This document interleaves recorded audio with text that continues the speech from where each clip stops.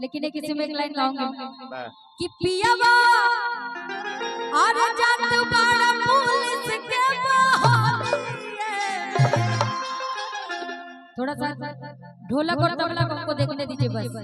इधर देखो भाई, आराम से मिजाज में कि पियावा जात बड़ा पुलिस के बहालिए तो कुछ ले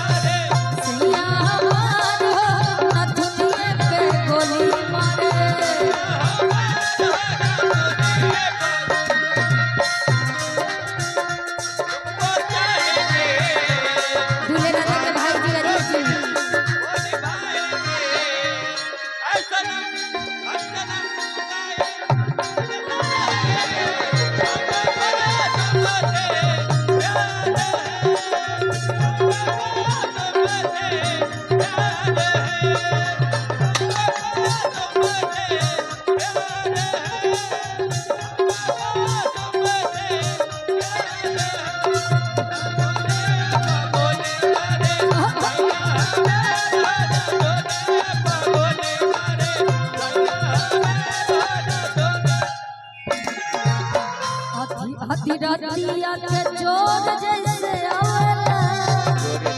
आवेला हो चोर जैसे आवेला हमके अकेले घर बहुत सतावेला कागो रतिया के चोर जैसे आवेला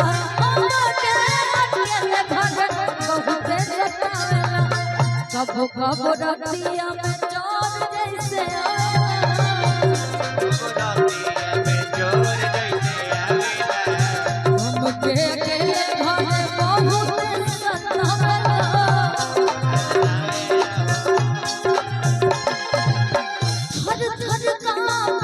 कबो रतिया में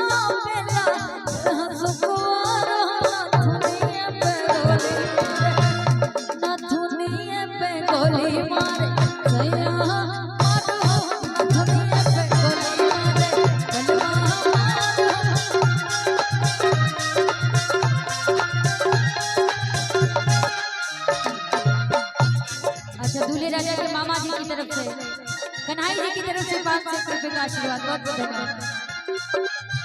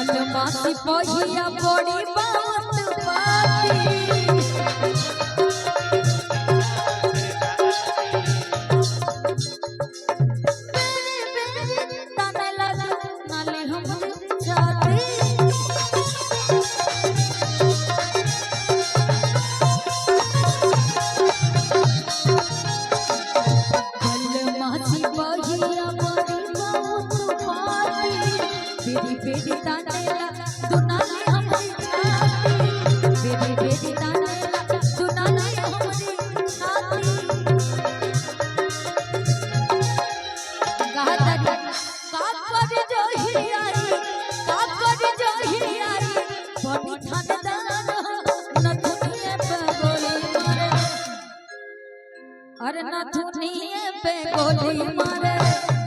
अरे जो बोले अरे नथुनिए पे गोली मारे राजा जी हमारा नथुनिए पे गोली मारे राजा जी हमारा।